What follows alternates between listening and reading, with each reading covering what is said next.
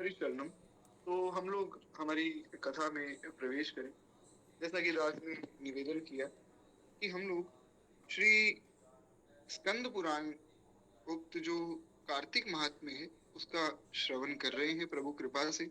और उसमें भी विशेष रूप से आज हमें विशेष अवसर मिला है कि आज हम 2 दिन की कथा एक साथ सुनेंगे। कल का जो नियम है वो भी आज हमारा पूर्ण होगा प्रभु कृपा से। इसलिए मेरी एक बड़ी विशेष प्रार्थना है कि सावधानी से आप सब लोग सुनिएगा और थोड़ा सा समय लेकर आज बैठिए। आज भगवान की विशेष कृपा है कि हमें 2 दिन का नियम एक साथ सुनने को मिल रहा है।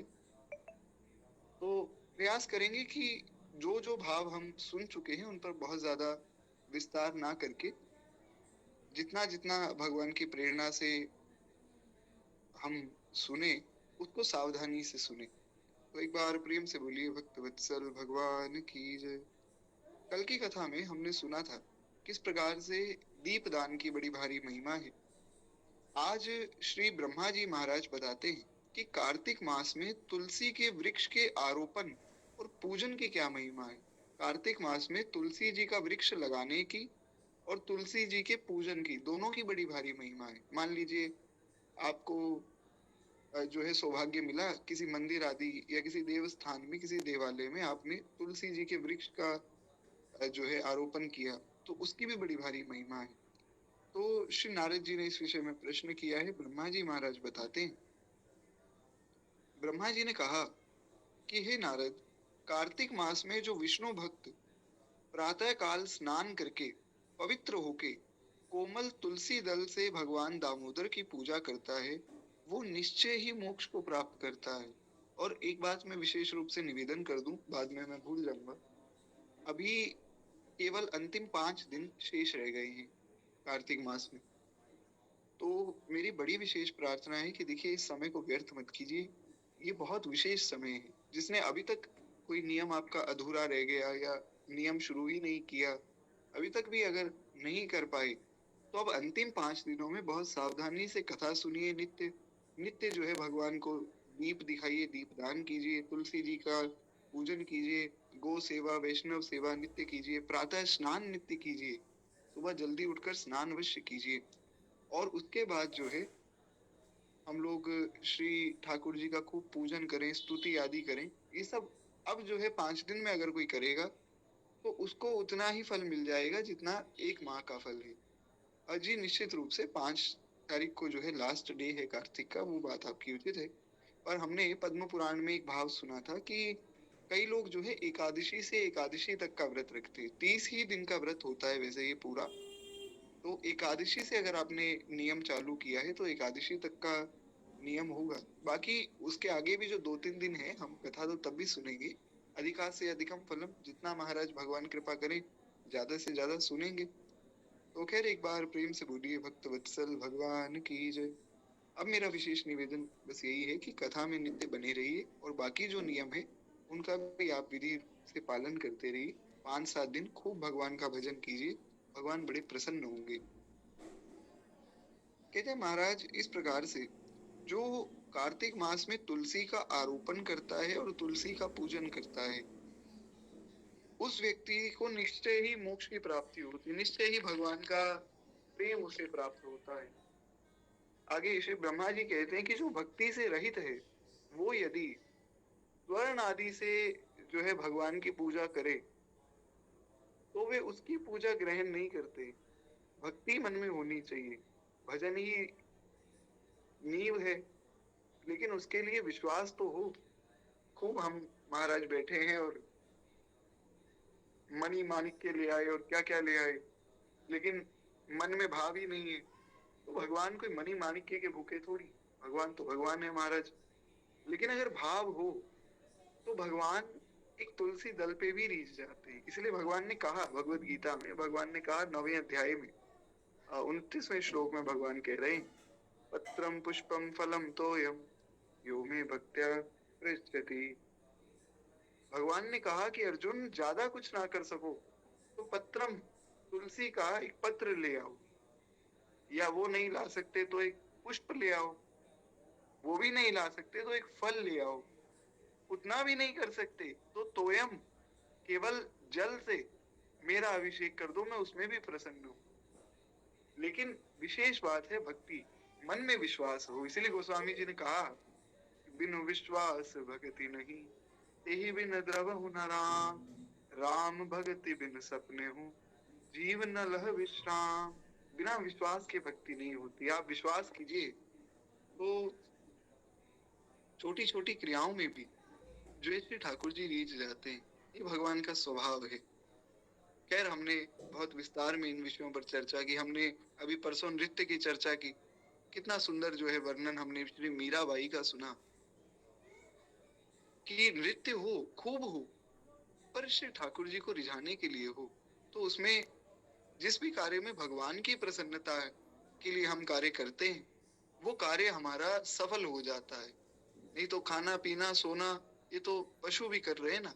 आहार निद्रा भय में तुम सामान्य तत् पशु नराणाम, धर्मो हितेशो अधिको विशेषो धर्मेण हीना पशु भी समाना। श्री व्यास जी ने कहा महाभारत में कि आहार निद्रा भय और मैथुन, ये चार काम तो एक पशु भी करता है।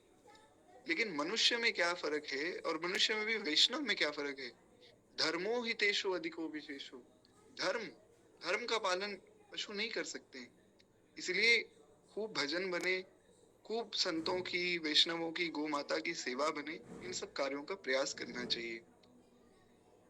खैर, कहते हैं इस प्रकार से सभी वर्णों के लिए भक्ति ही सबसे श्रेष्ठ मानी गई। भक्ति से ऊपर कोई भी साधन नहीं है।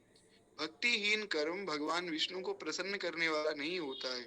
यदि तुलसी के आधे पत्ते से भी प्रतिदिन भक्ति पूर्वक भगवान की पूजा की जाए तो भगवान स्वयं आकर उसे दर्शन देते हैं। और ये मिथ्या भाषण नहीं है महाराज, ये स्कंद पुराण का वचन है। आपने इतनी सी बात पर अगर विश्वास कर लिया, विश्वास मानिए आपको प्रत्यक्ष दर्शन भगवान का होगा। दिक्कत ये कि हम विश्वास नहीं करते। जब विश्वास ही नहीं करेंगे तो फिर महाराज भगवान क्यों आएंगे?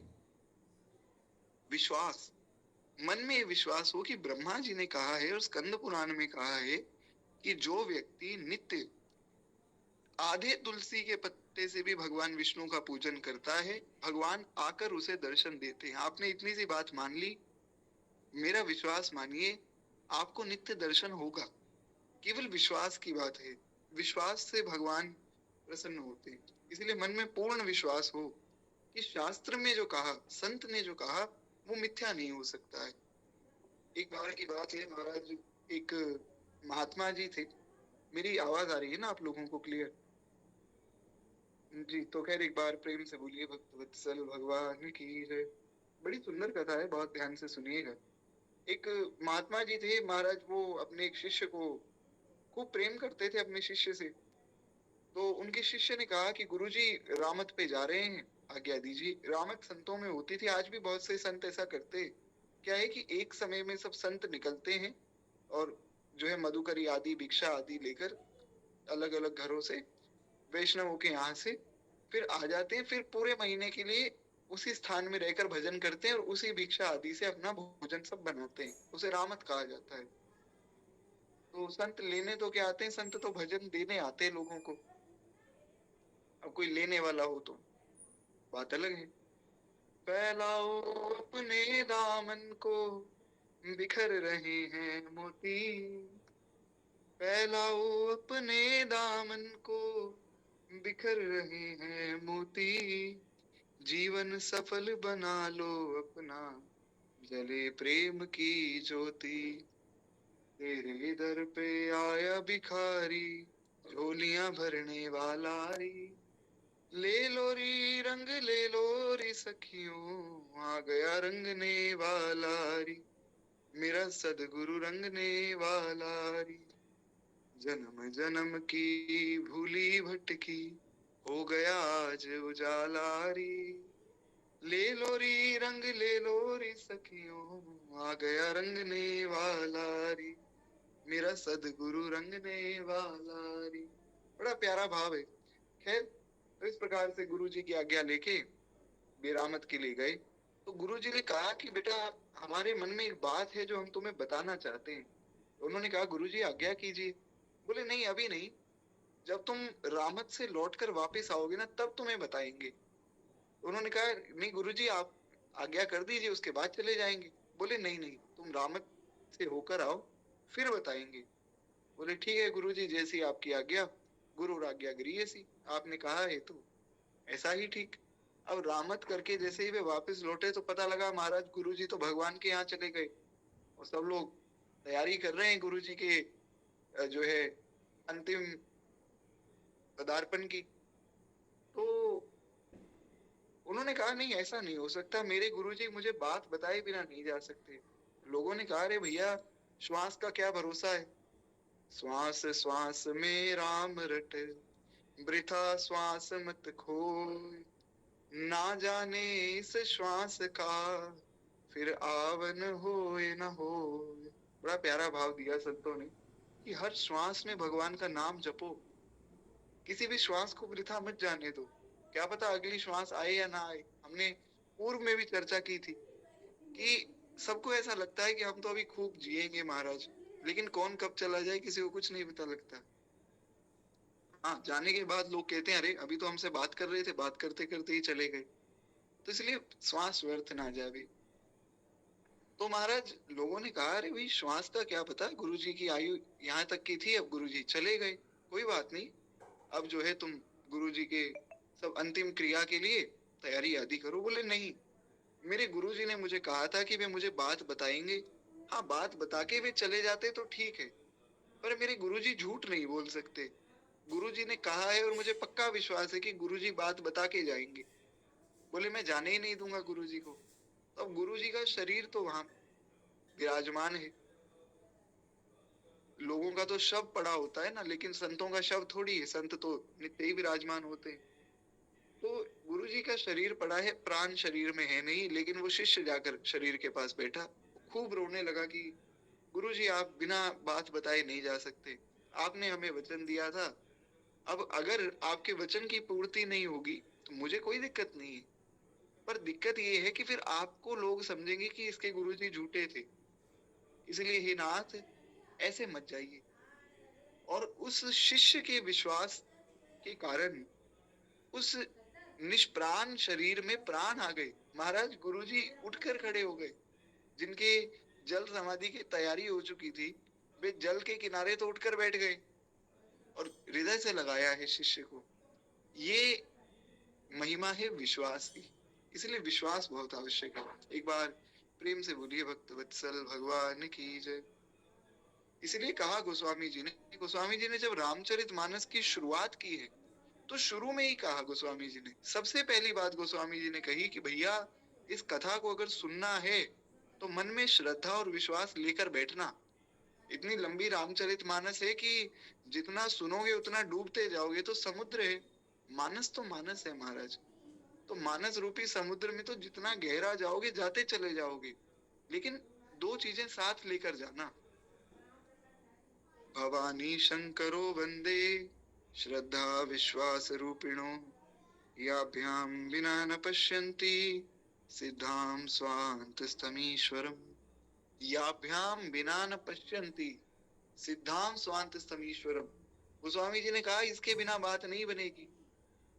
जैसे कई लोगों की श्वास बहुत लंबी होती है महाराज, और कई लोगों की श्वास बहुत छोटी होती है। जैसे कोई जल में, कहीं जलाशय में, कहीं नदी में कई लोग डुबकी लगाते हैं, तो कई लोग तो 2-3 मिनट तक भी जल के अंदर रहें तो भी उनको कुछ नहीं होता। कई लोग की श्वास बड़ी छोटी होती है, वो जैसे ही जल में जाते हैं तुरंत बाहर भागने का प्रयास करते हैं कि अरे हमें तो श्वास ही नहीं आ रहा। तो अधिक से अधिक श्वास जब होगी तो अधिक से अधिक हम जल में रह सकते हैं। तो आजकल उसके लिए एक नया सिस्टम चला कि महाराज ऑक्सीजन सिलेंडर लगाओ नाक पे और 1 घंटा रहो, 2 घंटा रहो, जब तक ऑक्सीजन सिलेंडर में ऑक्सीजन है, पानी में कितनी गहराई में चले जाओ। तो गोस्वामी जी ने कहा ये ऑक्सीजन सिलेंडर है भक्ति और विश्वास। अगर तुम्हें भगवान की कथा रूपी इस समुद्र में जाना है तो भक्ति और विश्वास को लेकर जाना, इसके बिना जाओगे तो फिर बात समझ नहीं आएगी। इसीलिए श्री ब्रह्मा जी यहाँ स्कंद पुराण में बता रहे हैं कि जो व्यक्ति कार्तिक मास में यदि तुलसी जी के आधे पत्ते से भी भगवान की पूजा करता है, वो स्वयं भगवान के दर्शन को प्राप्त करता है, स्वयं भगवान आकर उसको दर्शन देते हैं। इतनी सी बात पे अगर हम विश्वास कर लें और नित्य श्री तुलसी दल से भगवान का पूजन करें, विश्वास मानिए भगवान का आपको प्रत्यक्ष दर्शन होने लगेगा। खैर एक बार प्रेम से बोलिए भक्तवत्सल भगवान की जय। आगे ही श्री ब्रह्मा जी महाराज ने बताया कि हे नारद, पूर्व काल में भक्त विष्णुदास भक्ति पूर्वक तुलसी पूजन से शीघ्र ही विष्णु धाम को चला गया और राजा चोल उसके भक्ति को देखकर उसकी तुलना में गौण हो गया। अगर आप लोगों को याद हो तो हमने पद्म पुराण में भक्त विष्णुदास और राजा चोल की कथा सुनी थी। और जो लोग आज पहली बार जुड़े हैं या जो लोग पिछले 5-7 दिन से जुड़े हैं, जिन्होंने पहले की कथा नहीं सुनी है, यूट्यूब पे वो कथा पड़ी है तो आप वहां से सुन सकते हैं। उसमें मैंने टाइटल भी यही रखा हुआ है, भक्त विष्णुदास एवं राजा चोल की कथा, तो आपको ढूंढने में भी कठिनाई नहीं होगी। तो यूट्यूब पे आप लोग वहां आराम से उस कथा को सुन सकते हैं।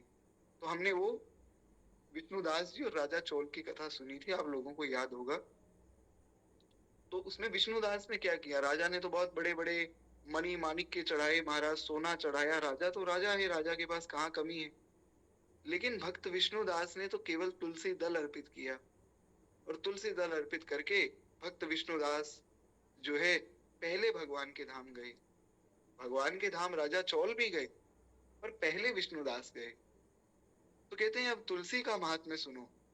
हे नारद, तुलसी का बहुत भारी महात्म्य यहाँ बताया जा रहा है।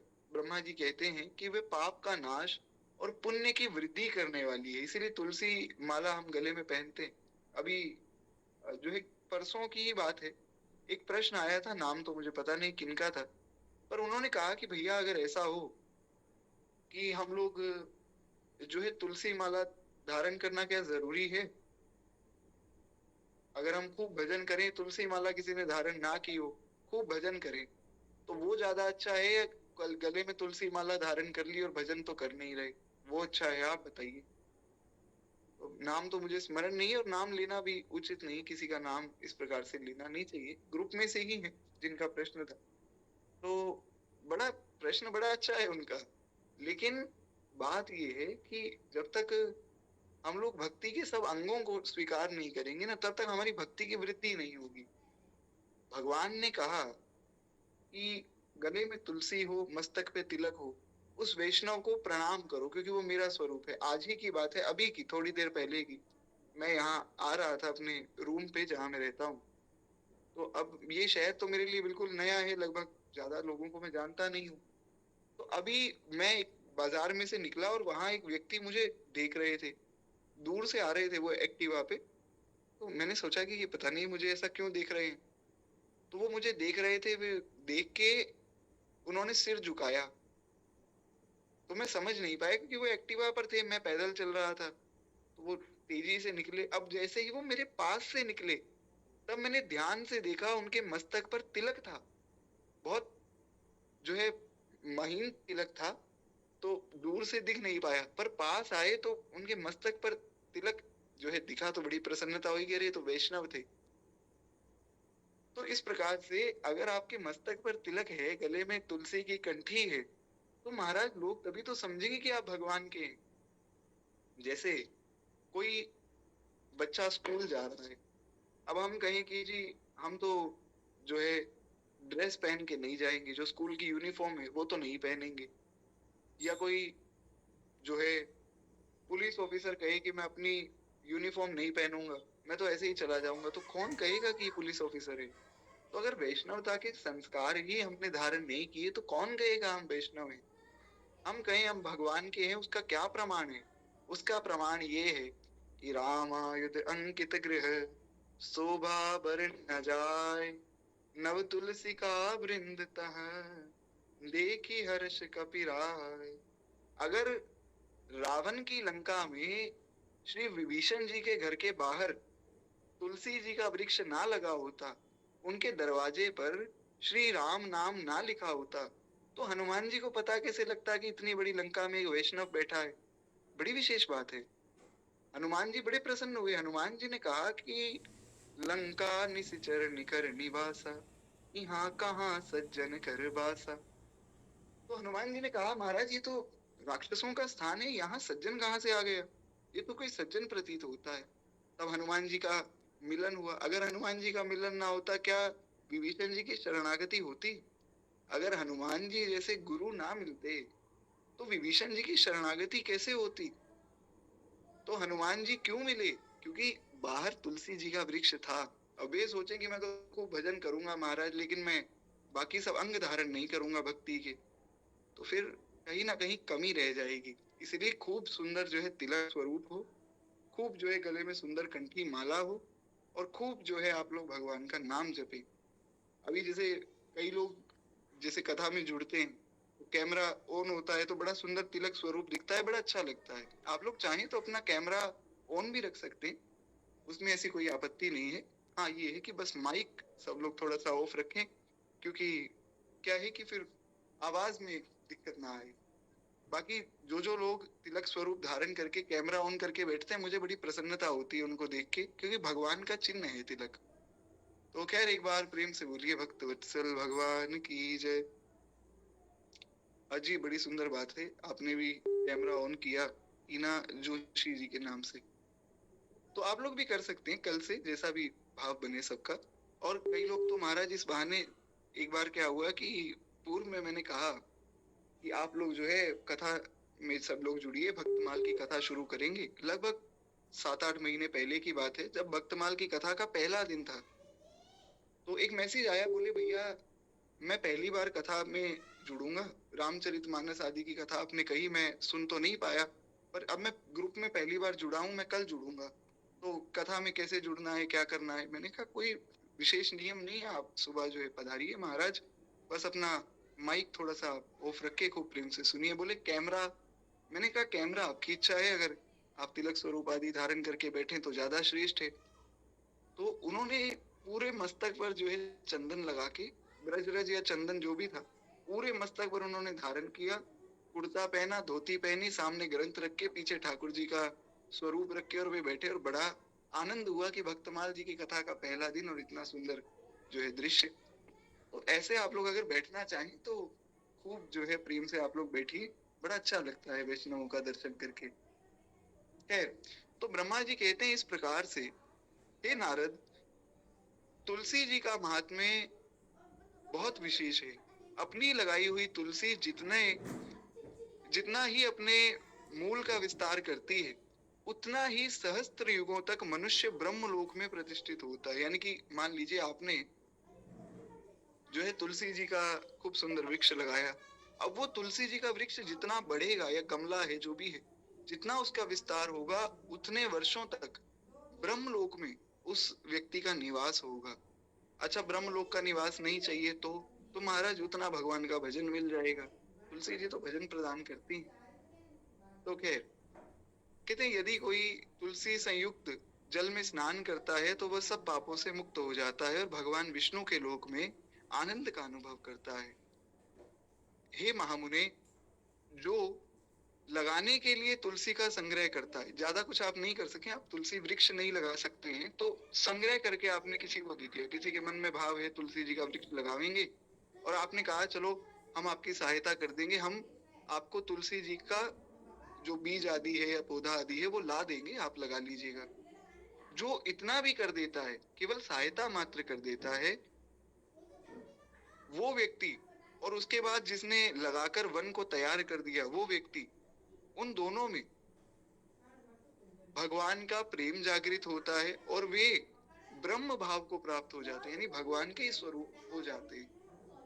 तो बड़ी भारी महिमा है श्री तुलसी जी की, इसलिए हम लोग तुलसी जी की मृतिका आदि का भी तिलक लगाया जाता है। कुछ ना कर सके, मान लीजिए चंदन नहीं है, गोपी चंदन भी नहीं है, तो हमने सुना था परसों की कथा में, अगर आप लोगों को याद हो, कि तुलसी जी की मृतिका मिल जावे तो उससे भी स्वरूप बना लेना चाहिए, जैसा गुरु परंपरा से स्वरूप प्राप्त है वैसा। क्योंकि हमारे पूज्य गुरुदेव भगवान कहते हैं कि तिलक तो प्रत्येक वैष्णव को, प्रत्येक हिंदू मात्र को लगाना चाहिए, पर जो केवल बिंदी मात्र लगाते हैं जो लोग, उनका तिलक भी बहुत अच्छा है, बुरा तो कुछ भी नहीं है, भगवान का स्वरूप ही है तिलक तो। लेकिन जो गुरु परंपरा से तिलक मिला है, अगर उसको कोई धारण करता है श्रद्धा पूर्वक, तो उसकी महिमा विशेष है। हाँ, ये है, कई जगहों पर अभी ऐसी आज्ञा नहीं है कि बिना दीक्षा के आप लगावें, तो जैसी आज्ञा हो वैसा पालन करना चाहिए। तो खैर इस प्रकार से तुलसी जी की बड़ी भारी महिमा है। देखिए मैं भी करूंगा कैमरा ऑन। कुछ दास के मन में एक भाव है, उस कारण से मैं कैमरा कभी भी ऑन नहीं करता हूँ। ये मैं आपको आश्वासन देता हूँ कि जिस दिन मैं कैमरा एक बार ऑन कर दूंगा ना कथा में, फिर मेरा कैमरा सदैव के लिए ऑन ही रहेगा। तो अभी के लिए जो है दास को क्षमा कीजिए। हम लोग कभी भगवान व्यवस्था बनाएंगे तब, भगवान करे प्रत्यक्ष रूप से हम बैठे और महाराज खूब सुंदर चर्चा हो, तब तो कैमरा की भी आवश्यकता नहीं, तब तो आप सामने होंगे और दास भी आप लोगों के चरणों में बैठा होगा। तो खैर एक बार प्रेम से बोलिए भक्त वत्सल भगवान की जय। कहते हैं कि जिस व्यक्ति के घर में तुलसी का बगीचा होता है, उसका घर तीर्थ के समान हो जाता है।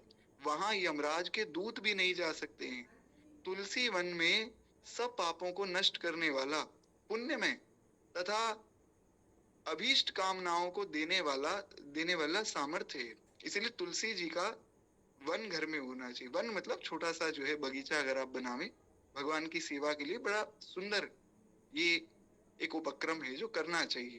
कहते हैं जो श्रेष्ठ पुरुष तुलसी का बगीचा लगाते हैं वो यमराज को नहीं देखते हैं। जो मनुष्य तुलसी काष्ठ संयुक्त गंध को धारण करता है, ऐसे भी कुछ अत्र आदि आते हैं जो तुलसी काष्ठ से बने होते हैं। कहते हैं क्रियमान पाप उसके शरीर का स्पर्श नहीं करते। तीन प्रकार के पाप हैं, तीन प्रकार के जो है पाप तो नहीं कहेंगे, पाप पुण्य कह लीजिए। एक होता है प्रारब्ध, एक होता है संचित कर्म और एक होता है क्रियमान कर्म। जैसे जब दीक्षा होती है तो दीक्षा उपदेश में भी ये बताया जाता है। दास की जब दीक्षा हुई थी तो हमें भी महाराज जी ने बताया था, बोले देखो एक तो होता है प्रारब्ध। प्रारब्ध क्या है? प्रारब्ध वो है जिससे हमारा शरीर बना, हम जो है मनुष्य बने हैं और उसके बाद हम ब्राह्मण कुल में आए, क्षत्रिय कुल में आए, वैश्य कुल में आए, स्त्री बने, पुरुष बने, जो भी बने वो प्रारब्ध अनुरूप है। अब किसी को कोई ऐसी बीमारी है जो महाराज बाकियों को नहीं है, जैसे कई छोटे छोटे जो बच्चे होते हैं आप देखें, 1-2 साल के बच्चों की आंखों पे बहुत मोटा चश्मा लग जाता है, लगभग 2 या 3 साल के बच्चे। क्यों? उस बच्चे ने तो अभी कुछ बहुत ज्यादा देखा ही नहीं, क्योंकि वो उसका प्रारब्ध है। कई लोगों को कोई ऐसी बीमारी होती है जो सदैव ही उनके साथ रहती है, तो ये सब प्रारब्ध का जो है नियम है। तो प्रारब्ध से ही हमारा जो वर्तमान शरीर है ये हमें मिला। आगे होता है संचित कर्म। संचित कर्म मतलब जिससे प्रारब्ध बना, जो हम संचित कर रहे हैं। ऐसा बहुत से लोग कहते हैं ना कि खूब अच्छे कर्म करने चाहिए, पुण्य कर्म करने चाहिए, लेकिन पुण्य कर्म करने से हमें कुछ मिला नहीं। ऐसा नहीं सोचना चाहिए, वो संचित हो रहा है। और एक है क्रियमान। क्रियमान कर, अच्छा कर्म में पुण्य और पाप दोनों आते हैं, तो ये थोड़ा सा इस प्रकार से समझिएगा, दोनों की बात हो रही है। क्रियमान मतलब जो हम कर रहे हैं। तो जब दीक्षा होती है तो जो संचित कर्म है उसका लेखा जोखा मिट जाता है, वो सब खत्म हो जाता है, बिल्कुल निष्पाप कोमल बन जाता है एक व्यक्ति। जब गुरु दीक्षा होती है, जब शरणागति होती है, तो उस समय वो व्यक्ति एकदम कोमल हो जाता है। अगर उसके बाद वो कोई क्रियमान कर्म ना करे, यानी कि पुण्य और पाप दोनों ना करे, तो फिर उसको पुनः संसार में आना नहीं पड़ेगा। क्यों? क्योंकि संसार में तो हम तब आएंगे ना जब हमारा कोई प्रारब्ध होगा। संचित है नहीं, क्रियमान कर नहीं रहे, क्रियमान से बनेगा संचित, संचित से बनेगा प्रारब्ध। तो जब क्रियमान ही नहीं होगा तो संचित कहाँ से होगा? और पहले का संचित खत्म हो गया, और जो प्रारब्ध है वो तो अभी हम भोग ही लेंगे। तो अब कुछ बनेगा नहीं, तो आगे कुछ होगा ही नहीं। तो फिर हमारी गति क्या होगी? हमारी गति वही होगी जो श्री मीराबाई ने कहा, माई मैं तो गिरधर के घर जाऊं, गिरधर के घर जाऊं, फिर भगवान के धाम चले जाएंगे। लेकिन ऐसा होगा कैसे? अब क्योंकि कुछ ना कुछ कर्म तो करना है महाराज, बिना कर्म किए कैसे रहें? तो क्रियमान तो बनेगा। उसका समाधान ये है कि जो भी आप कर्म करें, प्रयास करें कि पाप तो हमसे बिल्कुल भी ना हो, और जो अच्छा काम हम करें उसको भगवान के चरणों में निवेदित कर दिया जाए। कायेन वाचा मनसेन्द्रिय वा बुद्ध्यात्मना वानुसृत स्वभावात् करोति यत् यत् सकलम परस्मै श्री नारायणायेति समर्पयेतत्। श्री नारायणार्पणमस्तु, श्री कृष्णार्पणमस्तु, श्री रामार्पणमस्तु। तो इस प्रकार से जो है समर्पित अगर आप कर देंगे अपने कर्मों को, तो फिर पुनः संसार में आना नहीं पड़ेगा। तो उसके लिए करना क्या है? शरणागति, शरण में जाना है। वो कैसे जाएंगे? दीक्षा तो महाराज एक बार हुई, दीक्षा तो बार बार होगी नहीं। तो अब क्या करें? तो अब हम भगवान की शरण को भाव से ग्रहण करें, जैसे सनकादिकों ने किया। हरि शरणम, हरि शरणम, हरि शरणम, हरि शरणम, गुरु शरणम, गुरु शरणम, गुरु शरणम, गुरु शरणम, हरि शरणम, गुरु शरणम। बारंबार इन वाक्यों को कहना चाहिए, बारंबार, ज्यादा नहीं तो हर 5 मिनट में आप कहें हरि शरणम, हरि शरणम। तो उससे हमें ये आभास होगा कि हम भगवान की शरण में हैं। खैर, एक बार प्रेम से बोलिए भक्तवत्सल भगवान की जय।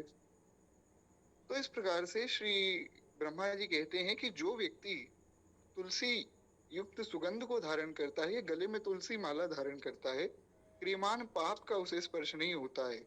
जहाँ तुलसी वन की छाया होती है वहां पितरों की तृप्ति के लिए श्राद्ध करना चाहिए। ये बात स्कंद पुराण में भी आई है, पद्म पुराण में भी आई है, विष्णु पुराण में भी आई है, बहुत पुराणों में इसका वर्णन आया, भागवत में भी वर्णन है कि जहाँ तुलसी जी के वृक्ष की छाया पड़े ना, वहां अगर कोई पितरों का तर्पण आदि श्राद्ध आदि करता है तो उसके पितरों को मोक्ष मिल जाता है, वो भगवान के पास चले जाते हैं। कहते हैं जिसके मुख में, कानों में, मस्तक पर तुलसी का पत्ता दिखाई देता है, पत्ता नहीं तो तुलसी की जो माला हो गई, कानों में भी कई लोग तुलसी को धारण करते हैं, हमारे गुरुदेव भगवान ने किया हुआ है। और इस प्रकार से जिसके शरीर पे तुलसी जी का स्पर्श दिखाई देता है, कहते हैं उसके ऊपर यमराज भी दृष्टि नहीं डाल सकते। फिर यमराज के दूतों की तो क्या बात है, यमराज भी दृष्टि नहीं डाल सकते। जो प्रतिदिन आदर पूर्वक तुलसी की महिमा को सुनता है, वो सब पापों से मुक्त होकर ब्रह्मलोक को चला जाता है। ये बात ब्रह्मा जी महाराज निवेदन कर रहे हैं। कहते पूर्व काल की बात है, कश्मीर देश में हरिमेधा और सुमेधा नामक दो ब्राह्मण थे। अब इनकी कथा बड़ी सुंदर है, बहुत ध्यान से सुनिएगा। एक बार प्रेम से बोलिए भक्त वत्सल भगवान की जय। ये बात है कि महाराज कथा ये मैं स्वयं पहली बार सुन रहा हूँ, पर ये मैंने अवश्य कह दिया कि कथा बड़ी सुंदर है, क्योंकि पुराण की कथा है ना, पुराणों की कथा बड़ी सुंदर होती है, क्योंकि उनसे हमें शिक्षा मिलती है। वेदों में क्या है, वेदों में सीधा नियम लिखे गए कि ये करना है, ये नहीं करना है, ये काम विधि है, ये निषेध है। पुराणों में कथाओं से समझाया गया, तो उससे आदमी को अच्छी तरह से समझ आता है। तो कहते हैं कि पूर्व काल में कश्मीर देश में, कश्मीर प्रदेश में दो ब्राह्मण रहते थे, हरिमेधा और सुमेधा। कहते हैं ये भगवान विष्णु की भक्ति में संलग्न रहते थे। उनके हृदय में संपूर्ण प्राणियों के प्रति दया थी। सब तत्वों को यथार्थ जो है तत्वों का मर्म समझते थे। मर्म समझना मतलब, जैसे कोई कहे कि जी आपका शरीर बड़ा सुंदर है, तो ये तो हो गया बाहरी दृष्टि। अंदर की दृष्टि क्या है कि शरीर तो आज है कल नहीं है, शरीर तो मरने वाला है, नश्वर है। कोई कहे कि ये तो फूल बड़ा सुंदर है, ये तो बाहरी दृष्टि हो गई ना। जो मर्म को जानता है वो ये जानता है कि फूल जो है ये आज है कल मुरझा जाएगा, इसलिए ये नश्वर वस्तु है। कोई कहे भगवान का नाम बड़ा मीठा है, जो मर्म को समझने वाला है वो समझेगा कि भगवान का नाम नित्य है। तो इसको ग्रहण करना चाहिए। मर्म को जानना मतलब उसके तत्व को समझना। तो कहते हैं कि ये दोनों ऐसे ही विद्वान ब्राह्मण थे जो हर वस्तु के यथार्थ तत्व को समझते थे। कहते हैं एक समय की बात है, ये दोनों ब्राह्मण तीर्थ यात्रा के लिए चले। जाते जाते ये एक ऐसे वन में चले गए जो बड़ा दुर्गम वन था।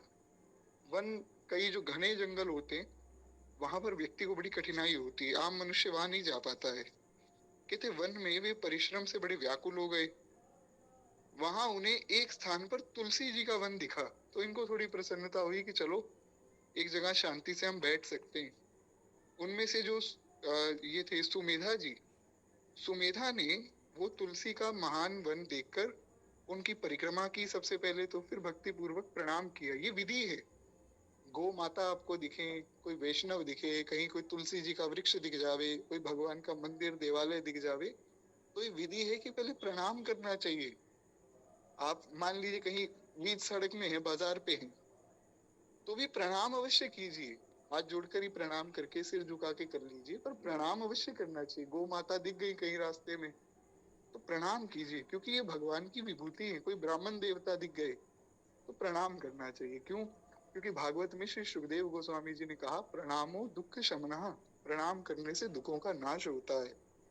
तो कहते हैं इन्होंने, जो सुमेधा जी थे, उन्होंने खूब प्रेम से तुलसी वन को प्रणाम किया, आदर पूर्वक परिक्रमा की। कहते हैं ये देखकर जो हरि मेधा है, उसने तुलसी महात्म्य और फल को जानने की बड़ी प्रसन्नता से बार बार प्रश्न पूछा। उन्होंने कहा कि भैया सुमेधा जी, आप ये जो तुलसी वन को प्रणाम कर रहे हो, झुक के परिक्रमा कर रहे हो, ऐसी क्या महिमा है ये तुलसी महारानी की, हमें भी समझाइए। तो फिर सुमेधा जी ने सब बात समझाई है। इन्होंने प्रश्न, कितना सुंदर प्रश्न किया, प्रश्न करने की विधि समझी। जो ये हरि मेधा है, हरि मेधा ने कहा, हे ब्राह्मण, अन्य देवताओं, तीर्थों, व्रतों और मुख्य मुख्य ब्राह्मणों के रहते हुए तुमने तुलसी वन को ही प्रणाम क्यों किया? क्योंकि ये तो वन है ना।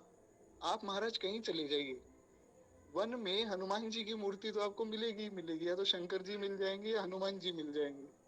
ऐसा कोई भी स्थान नहीं जहाँ हनुमान जी या शंकर जी विराजमान नहीं है। तो वन में भी बहुत से देवता होते हैं, और निश्चित रूप से होते हैं। आप कभी जाके देखिए। एक बार की बात है, मैं जयपुर में था, और जो दास के सबसे बड़े वाले हमारे भैया हैं, वो मतलब जयपुर में रहते हैं, ताऊ जी। तो उनके यहाँ पे जो सबसे बड़े वाले भैया हैं, उनका बस यही काम है, वो सारा दिन फेसबुक चलाते हैं, उस पे ये देखते हैं कि कौन सा मंदिर कहाँ पे है, कौन सा मंदिर कितने बजे खुलता है, कितने लोग दर्शन करने आ रहे हैं, और जहां उनको समय मिलता है वो उस मंदिर के लिए निकल जाते हैं।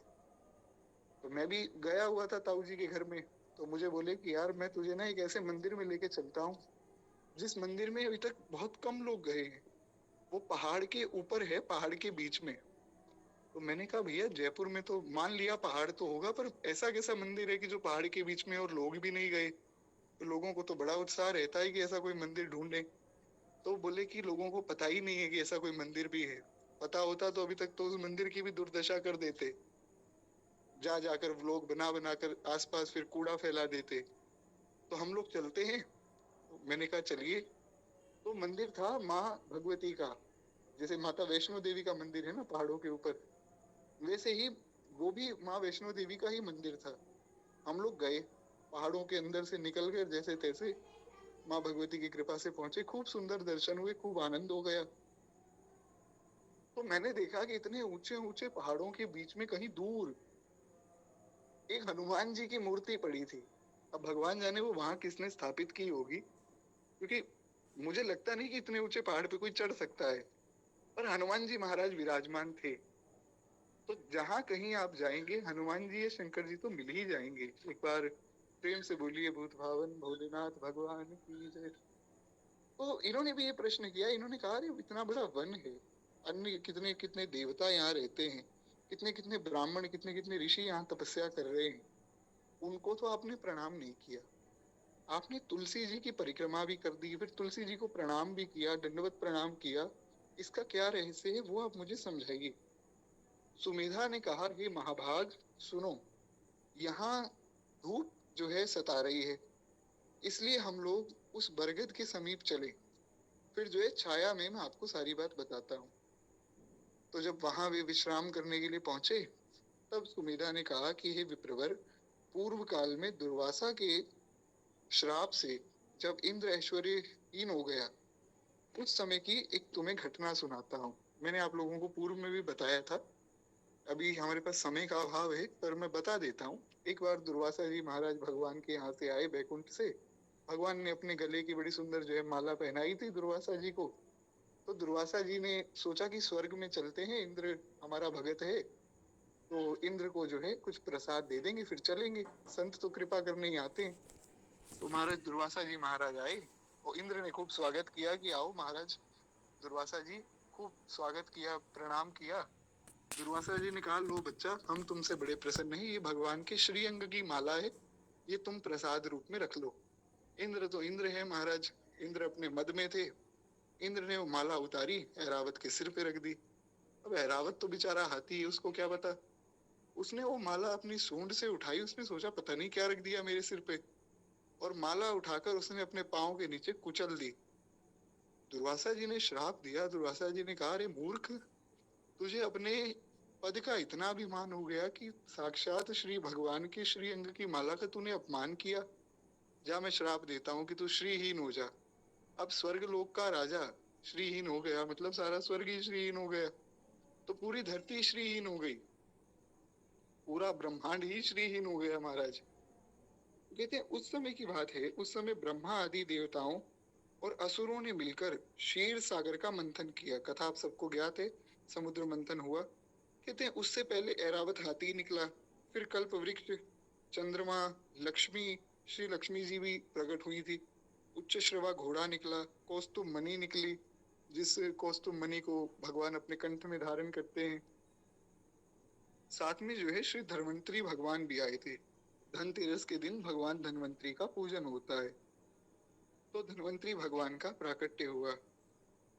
श्री हरि और दिव्य दिव्य औषधियां प्रकट हुई। ये सारी कथा हम लोग बहुत विस्तार में जो है सुन चुके हैं। अभी कार्तिक मास में शायद 10वां दिन था, नहीं 11वां दिन था, उसकी कथा है। अगर आप में से किसी ने नहीं सुनी है तो यूट्यूब पे आप लोग डे 11 की कथा सुन सकते हैं। खैर, कहते हैं इस प्रकार से ये सब कुछ प्रकट हुआ। तदंतर अजरता और अमरता प्रदान करने वाले उस अमृत कलश को दोनों हाथों में लिए हुए भगवान विष्णु बड़े हर्ष को प्राप्त हुए। जो कलश भगवान के हाथ में था, अमृत का कलश, वो अजरता और अमरता दोनों प्रदान करता है। भगवान बड़े खुश हुए। भगवान के नेत्रों में आनंद का अश्रु जो है आ गए। भगवान के नेत्रों में कुछ अश्रु आए। अब जब वो आनंद के अश्रु गिरे उस अमृत के ऊपर, तो उनसे जो है तत्काल ही मंडलाकार तुलसी उत्पन्न हो गई। ये तुलसी जी की उत्पत्ति की कथा है। एक जगह कथा आती है श्री वृंदा देवी की, जो पद्म पुराण में है, वो भी हम सुनेंगे, निश्चिंत रहिए। अभी मैं जब घर जाऊंगा तो मैं वहां से जो है वो जो भाग रह गया हमारा, 2-4 कथाएं रह गई पद्म पुराण वाली, मैं उसकी फोटो ले आऊंगा। वो विष्णु पुराण की कथाएं हैं वास्तव में, तो वो भी हम सुन लेंगे। जालंधर का जो प्रसंग हम सुन रहे थे वो आगे हम कंटिन्यू करेंगे। यहाँ एक दूसरी कथा आई है, कल्प भेद हरि चरित सुहाय। गोस्वामी जी ने कहा कल्प भेद के अनुरूप एक बड़ी सुंदर दूसरी कथा यहाँ प्राप्त होती है। आशा करता हूँ मेरी आवाज आप लोगों को क्लियर आ रही होगी। एक बार प्रेम से बोलिए भक्त वत्सल भगवान की जय। तो कहते हैं इस प्रकार से भगवान के नेत्रों से जब कुछ आनंद के अश्रु बिंदु गिरे, तो उस समय जैसे ही अमृत के ऊपर भगवान के अश्रु बिंदु गिरे, तो उनसे प्रकट हुई तुलसी जी। और इसी प्रकार से भगवान के पास एक बार ब्रह्मा जी महाराज गए, भगवान की बड़ी स्तुति की। भगवान बड़े खुश हो गए। बड़े खुश हो गए तो भगवान के नेत्रों में जो है अश्रुपात हुआ। जब भगवान रोए तो भगवान के नेत्रों से निकली श्री सरयू जी। अयोध्या जी में जो सरयू महारानी है, वे भी भगवान के नेत्रों से प्रकट हुई हैं। एक बार प्रेम से बोलिए श्री सरयू महारानी की जय। तो कहते हैं इस प्रकार से तुलसी जी की उत्पत्ति हुई। कहते हैं इस प्रकार वहां प्रकट हुई लक्ष्मी तथा तुलसी को ब्रह्मा आदि देवताओं ने श्री हरि की सेवा में समर्पित किया। क्योंकि सब देवताओं ने कहा कि प्रभु लक्ष्मी जी तो नित्य ही आपकी संगिनी है, तो सदा ही आपकी भामिनी है, और ये तुलसी जी भी सदैव आपकी प्रिया है। इसलिए उनको जो है भगवान की सेवा में समर्पित करके फिर भगवान ने उन्हें ग्रहण किया। तब से जो है तुलसी जी जगदीश्वर भगवान विष्णु की अत्यंत प्रिय हो गई, और संपूर्ण देवता भगवत प्रिय तुलसी की जो है विष्णु के सामने पूजा करते, सदैव भगवान को प्रसन्न करते हैं। यानी कि सदैव भगवान की प्रसन्नता के लिए तुलसी जी का भगवान के साथ पूजन किया जाता है। कहते हैं विष्णु के समान ही तुलसी जी का भी पूजन होता है। भगवान नारायण संसार के रक्षक हैं और तुलसी उनकी प्रियतमा है, इसीलिए मैंने जो है उन्हें प्रणाम किया है। तो इस प्रकार से हम सबको जो है तुलसी महारानी को प्रणाम करना चाहिए। एक बार प्रेम से बोलिए श्री तुलसी महारानी की जय।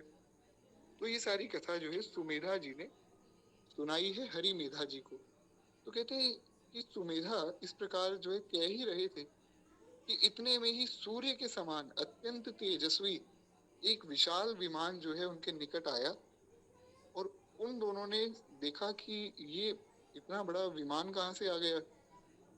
तो उन दोनों के आगे ही वह बरगद का वृक्ष जो है गिर गया। और जैसे ही वो वृक्ष गिरा, जिस वृक्ष के नीचे वो बैठे थे, अगर आपको याद हो, सुमेधा जी ने कहा था कि बड़ी धूप है, बरगद के वृक्ष के नीचे बैठते हैं, वहां बात करेंगे। तो बरगद का वृक्ष जो है गिर गया और उससे जो है दो दिव्य पुरुष प्रकट हुए जो अपने तेज से सूर्य के समान संपूर्ण दिशाओं को प्रकाशित कर रहे थे। यानी कि जैसे वो नल कुंवर का उद्धार भगवान कृष्ण ने किया, कथा आप सबको ज्ञात है महाराज, बड़ी प्यारी कथा है, दामोदर मास है, तो चलिए वो कथा भी एक बार सुन ही लेते हैं भगवान की कृपा से। एक बार प्रेम से बोलिए भक्त वत्सल भगवान की जय। हुआ क्या कि गोपियों ने आकर शिकायत की कि मैया ये लाला आपका बड़ा उद्यमी है, रोज आता है, कभी दही की हांडी तोड़ देता है, कभी माखन चुरा के भाग जाता है। तो हम लोगों ने इस बार एक ऐसा हमारा प्लान बना कि हम लोग जो है दही की हांडी को या माखन की जो हांडी है उसको इतना ऊंचा टांग देंगे कि अभी छोटा सा तो लाला है, ये बेचारा कैसे उसको तोड़ पाएगा। लेकिन ये तो महाराज कृष्ण है, इसने क्या किया कि अपने सखाओं की टोली बनाई, एक के ऊपर एक ये लोग चढ़े और सबसे ऊपर चढ़ा के तुम्हारा लाला कन्हैया। इसने महाराज सारी माखन की हांडियां तोड़ के खुद तो माखन पाया, अपने मित्रों को पवाया, सारे बंदरों को माखन पवा दिया। हम इससे बहुत परेशान हैं। तो माँ यशोदा ने सोचा कि अब तो बहुत ज्यादा ही उद्यमी हो गया लाला, क्या किया जाए। तो माँ यशोदा ने कहा कि लाला आज तेरी खैर नहीं, डंडा लेकर दौड़ी है यशोदा मैया। आगे आगे जो है अनंत कोटि ब्रह्मांड नायक भगवान दौड़ रहे हैं, जिनकी हल्की सी भ्रिकुटी जब टेढ़ी हो जाती है, जिनकी केवल वक्र भ्रिकुटी से काल भी डर जाता है, काल थर थर कांपने लग जाता है, माया जिनके इशारों पर नाचती है, वो भगवान भाग रहे हैं और पीछे पीछे श्री यशोदा मैया भाग रही हैं। मैया ने पकड़ा है और कहा आज तो लाला मैं तुझे बांधूंगी। दो स्तंभ से जो है मैया यशोदा ने बांधने का बड़ा प्रयास किया। तो अब जब मैया यशोदा बांधने जाए तो रस्सी जो है 2 अंगुल छोटी पड़ जाती है। तो थोड़ी सी और रस्सी जो है उसमें बांध के फिर बांधने की कोशिश की, फिर वो उतना ही छोटी पड़ गई, 2 अंगुल। तो ये समझ नहीं आया मैया यशोदा को कि 2 अंगुल रस्सी छोटी क्यों पड़ रही है। अब वो 2 अंगुल क्या थे। अब बहुत से भाव हैं, सब संतों के बहुत से भाव हैं। हमारी कथा आज जो है श्रद्धा और विश्वास से शुरू हुई, तो गुरु प्रेरणा से दास के मन में जो भाव आया वो मैं निवेदन कर दूं। वो 2 अंगुल थी श्रद्धा और विश्वास की। जब माँ यशोदा ने अपनी श्रद्धा और विश्वास को उसमें बांधा है, तब भगवान बंधे हैं महाराज। और भगवान जब बंधे तो फिर वहां जो है नल कुंवर का उद्धार हुआ है। खूब जो है सब देवताओं ने भगवान की स्तुति की है। और इस दामोदर मास में ही ये उपक्रम भगवान ने किया, इसीलिए दामोदर भगवान की पूजा का विधान हुआ, इसीलिए इसे दामोदर मास भी कहा गया। एक बार प्रेम से बोलिए श्री दामोदर भगवान की जय। तो कहते हैं जैसे वो कथा हुई थी ना, दामोदर लीला, वैसे ही यहाँ भी हुआ कि जिस बरगद के वृक्ष के नीचे बैठ के वो लोग तुलसी जी का महात्म्य सुन रहे थे, वो बरगद गिर गया, उसमें से दो दिव्य पुरुष प्रकट हो गए जो सूर्य के समान तेजस्वी थे और अपने तेज से संपूर्ण दिशाओं को प्रकाशित कर रहे थे। उन दोनों ने हरिमेधा और सुमेधा को पहले तो प्रणाम किया। अब हरिमेधा और सुमेधा तो थोड़ा सा आश्चर्य में थे, वो सोच रहे थे कि ये दोनों कौन है दिव्य पुरुष। तो उन्हें देखकर वे दोनों ब्राह्मण भय से डर गए, डरे और आश्चर्यचकित होकर बोले कि आप दोनों कौन है। देवताओं के समान अपना जो है सर्व मंगलमय स्वरूप आप हमारे सामने प्रकाशित कर रहे हैं, आप महाराज हैं कौन।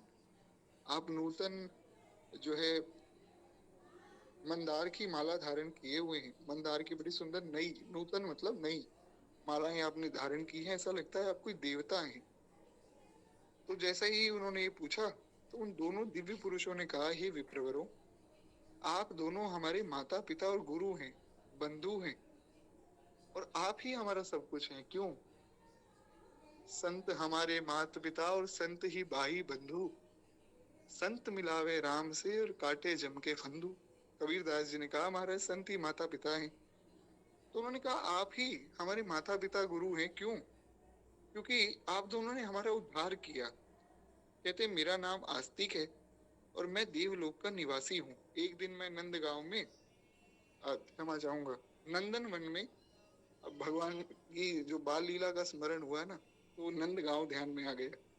फिर कहते हैं एक दिन की बात है, मैं नंदन वन में एक पर्वत पर क्रीड़ा करने के लिए गया हुआ था। वहां जो है देवांगनाओं ने मेरे साथ इच्छा अनुसार विहार किया। देवांगनाएं आ गई और हम लोग साथ में घूमने लगे। उस समय युवतियों की जो है मोती और बेला का हार तपस्या करते हुए लोमश मुनि के ऊपर गिरा। यानी कि जब हम घूम रहे थे, हम और वे देवांगनाएं, तो उनके गले में से कुछ मोती और हार जो है गिर गए नीचे। अब जब वो नीचे गिरे उस पर्वत से, तो उस पर्वत के नीचे बैठे थे लोमश महर्षि, उनके ऊपर वो गिरा। तो वे सब कुछ देखकर मुनि को बड़ा क्रोध हुआ कि अरे कैसे दुष्ट लोग हो तुम, हम यहाँ भगवान का ध्यान कर रहे हैं और तुम जो है विघ्न डाल रहे हो। तो उन्होंने सोचा कि स्त्रियों को तो कुछ नहीं कहा जा सकता, स्त्री तो परतंत्र है, और ये देवांगनाएं तो वैसे ही परतंत्र है, देवलोक से आ जाती हैं, किसी ना किसी के साथ घूमने लग जाती हैं। लेकिन इसमें इनका अपराध नहीं है, अपराध है इस आस्तिक नाम के जो है देवता का। ये यहाँ क्यों आया, इसको तो पता होना चाहिए ना कि यहाँ जो है ऋषि जन तपस्या करते हैं। इसलिए स्थानों का भी विचार करना चाहिए, जैसे सेवा में विचार होता है। अभी मैं देख रहा था सूर श्याम गौशाला में खूब सुंदर जो है पंगत की सेवा चल रही थी। तो पंगत की सेवा जब दास ने प्रथम बार की, तो एक गुरु भैया संग में थे, उन्होंने मुझे कहा कि आओ हम लोग पंगत फेरते हैं। तो मैंने कहा भैया जी मुझे सिखा दीजिए थोड़ा सा। बोले देखो ऐसा है कि जितने भी वैष्णव जन है उनसे पूछते जाओ। अब उस समय था एकादशी का दिन, दास की दीक्षा हुई थी, और ये दीक्षा जब हुई उसके शाम की बात है। उसी दिन के शाम के समय में पुनः मैं मलुकपीठ पहुंचा था। तो मैंने कहा भैया जी जैसा कहेंगे वैसा कर लेंगे। बोले पंगत फेरते जाओ और जो जो वैष्णव कहें कि जो है ये प्रसाद डाल दीजिए तो आप दीजिएगा।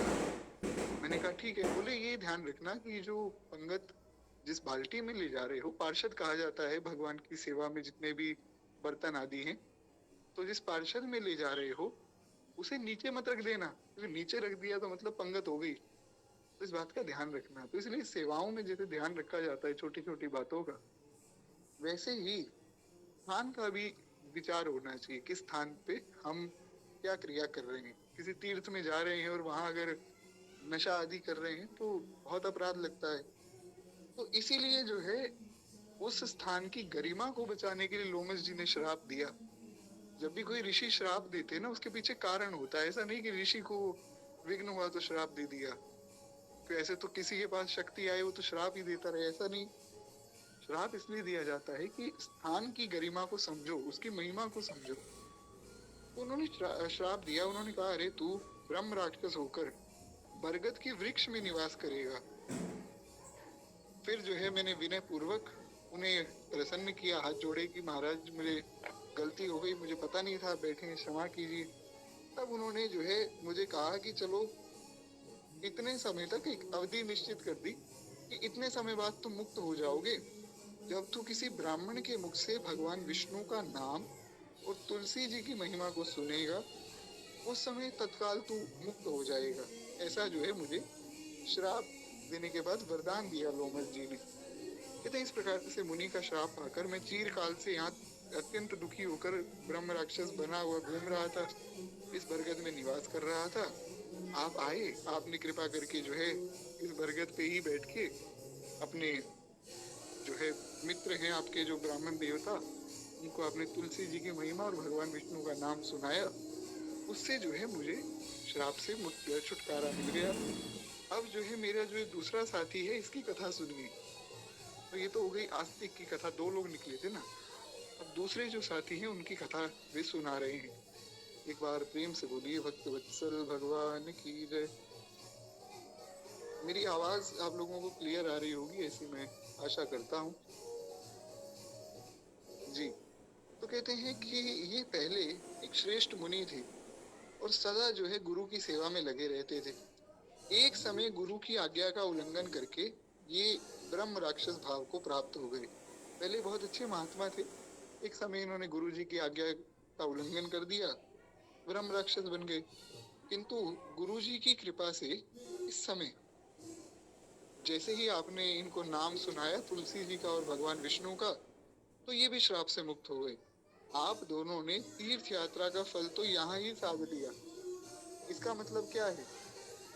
देखिए, मैंने आपको पहले दिन भी कहा था कि जो पुराण है, पुराणों को एक एक शब्द को ध्यान से समझना चाहिए। और पुराण जो है किसी संत महात्मा से ही सुन के उनको समझना चाहिए, क्योंकि स्वयं जब हम पढ़ते हैं तो उसमें शायद हमें उतना वो रस ना मिले जो संतों की कृपा से मिलता है। अब यहाँ एक बड़ी सुंदर बात आई, अगर आपने ध्यान दिया हो, उन्होंने कहा कि आप लोगों ने तीर्थ यात्रा का फल तो यहीं साध लिया। इसका मतलब ये है कि जो व्यक्ति तीर्थ यात्रा में जाकर भगवान विष्णु का स्मरण करता है, तुलसी जी का स्मरण करता है, वैष्णवों का स्मरण करता है, गौ माता का स्मरण करता है, भगवान की कथा को सुनता है, सुनाता है, हरि चर्चा करता है, उसको तीर्थ जाने का फल मिलता है। ये नहीं कि महाराज विवाह हुआ, चलो वृंदावन चले, तो वृंदावन चले, बिहारी जी के सामने हाथ जोड़े, फोटो खिंचा ली और फिर आगरा घूमने चले गए, फिर आगे चले गए। ऐसा नहीं होता है। तीर्थ में जाएं तो चर्चा करें, संतों से मिले, संतों का दर्शन करें, हरी चर्चा हो, कोई वैष्णव मिले उनसे भगवान की चर्चा कीजिए, कुछ बातें आप जो है उनसे जानिए तीर्थ के विषय में। कुछ अगर आपको प्रभु कृपा से स्मरण में है तो आप उन्हें बताइए। तो इस प्रकार से हरी चर्चा होनी चाहिए।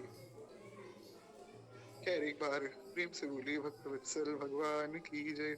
इस प्रकार से इन दोनों का कल्याण हुआ है। कहते हैं कि ऐसा कहकर वे दोनों उन श्रेष्ठ ब्राह्मणों को बारंबार प्रणाम करते हैं, फिर प्रणाम करके उनसे आज्ञा लेकर पुनः दिव्य धाम को चले गए। अब जो है हम लोग जो विस्तृत भाग था कथा का वो हम विस्तार में सुन चुके हैं।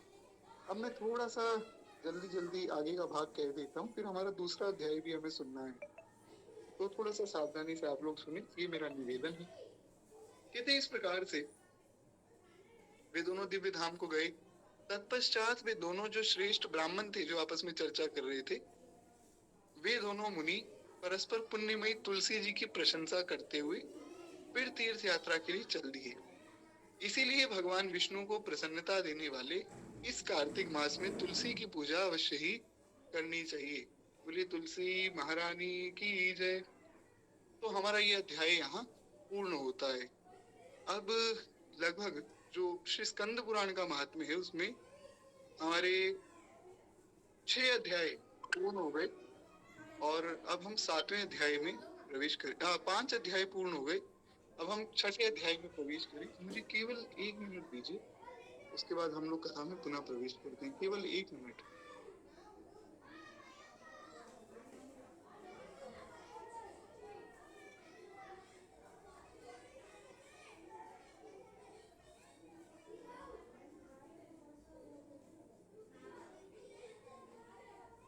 हरि शरणम। तो हम लोग जो है हमारे 6ठे अध्याय में प्रवेश करें।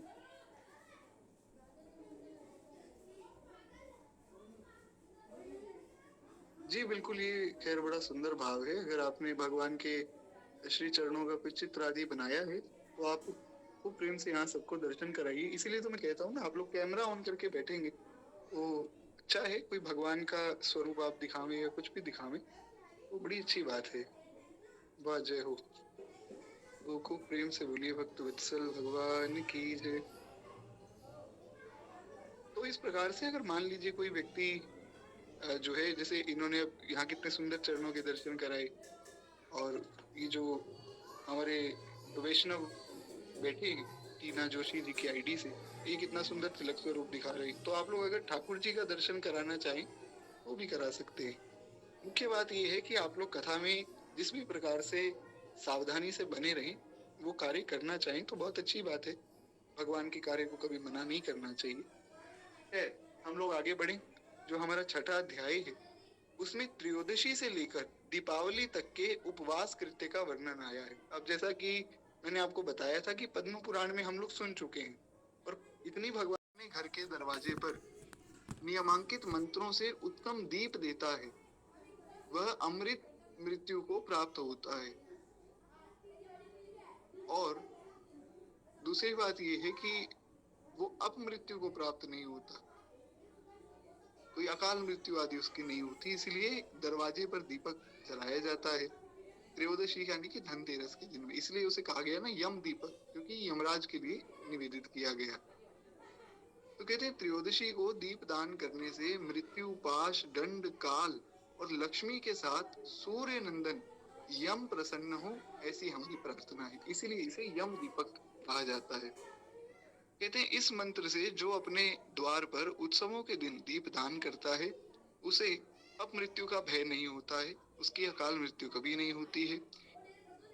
और दीपावली के पहले जो चतुर्दशी आती, नरक चतुर्दशी जिसे कहा जाता है, कहते हैं दीपावली के पहले की चतुर्दशी को तेल मात्र में लक्ष्मी और जल मात्र में गंगा का निवास मानना चाहिए। तेल का दीपक जगाया जाता है ना, तो उस तेल में साक्षात लक्ष्मी जी का ही निवास समझना चाहिए, और जल में श्री गंगा जी का निवास समझना चाहिए। यानी कि कितनी पवित्र तिथि है। आप सोचिए कि दीपावली के दिन अगर आप नहा रहे हैं, उससे एक दिन पहले नहा रहे हैं, तो श्री गंगा स्नान का पुण्य आपको प्राप्त हो रहा है, अगर हम विश्वास करें। पुनः वही बात घूम फिर के आती है, विश्वास की बात है। अब मैंने आपको कह दिया कि महाराज भगवान सूर्य का दर्शन प्रत्यक्ष नारायण का दर्शन है। अब अगर आपने मान लिया, तो फिर आपको कोई कहे कि क्या तुमने भगवान को देखा है, फिर तो आप कह सकते हैं हम तो रोज ही भगवान को देखते हैं महाराज, रोज सूर्य नारायण आते हैं। अगर विश्वास नहीं है तो आप कहें नहीं, हमने तो भगवान को नहीं देखा। देखने की तो दृष्टि चाहिए ना, वो दृष्टि विश्वास से आती है। भगवान तो पग पग पर दर्शन देते हैं, विश्वास हो तब दर्शन हो। खैर, एक बार प्रेम से बोलिए भक्त वत्सल भगवान की जय। कहते हैं इस प्रकार से जो उस दिन प्रातः काल स्नान करता है, वो यमलोक को कभी नहीं देखता। नरक भय का नाश करने के लिए स्नान के बीच में अपमार्ग को मस्तक पर जो है घुमावे, मतलब जो अपामार्ग, वो चिचिड़ा है जो बनाया गया है, मैंने आपको पद्म पुराण में इसके विषय में बताया था, तो उसको जो है 3 बार अपने मस्तक पे घुमाया जाता है। पद्म पुराण में भी ये बात हमने सुनी थी।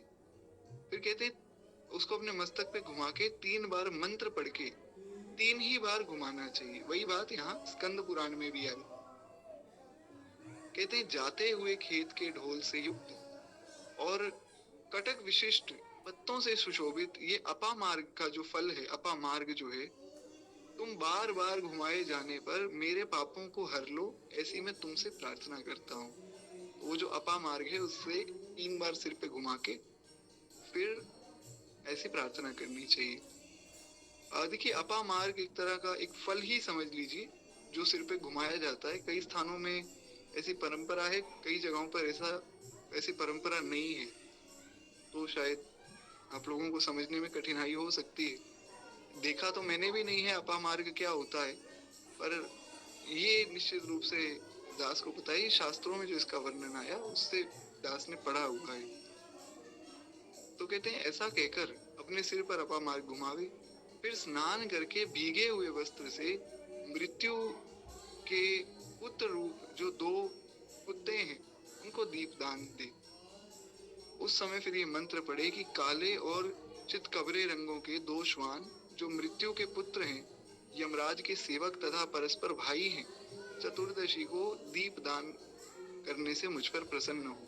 अब मैं आपको एक अंदर की बात बता देता हूँ, ये जो विधि है इसका मैं निषेध बिल्कुल भी नहीं कर रहा हूँ, पर अगर आपको ये पता ही नहीं होगा कि महाराज अपामार्ग क्या है, जैसे बहुत से लोगों को नहीं पता होगा, कोई बात नहीं। अब कोई कहे कि हम तो जी ये भी नहीं कर पाए, कुत्तों को भी दीपक नहीं दिखा पाए, क्या करें?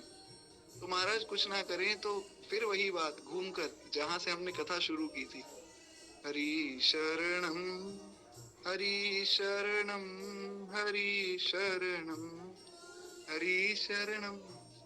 आपने यम दिया बनाया, खूब प्रेम से यमराज के निमित्त बना दिया। अब बाकी विधि अगर आपको समझ नहीं आ रही है तो भगवान के सामने दीप दान कीजिए। और भगवान से क्षमा मांग लीजिए। प्रयास यही हमारा हो कि जितना हम विधि का पालन कर सके खूब प्रेम से करें, खूब आदर से करें, शास्त्र की बात का खूब आदर हो। पर अगर कहीं हमें कुछ समझ ना आवे या कहीं हमसे कुछ भूल हो जावे तो फिर भगवान से प्रसन्नता पूर्वक क्षमा मांग लेनी चाहिए। भगवान सब कार्य को पूर्ण कर देते हैं। एक बार प्रेम से बोलिए भक्त वत्सल भगवान की जय।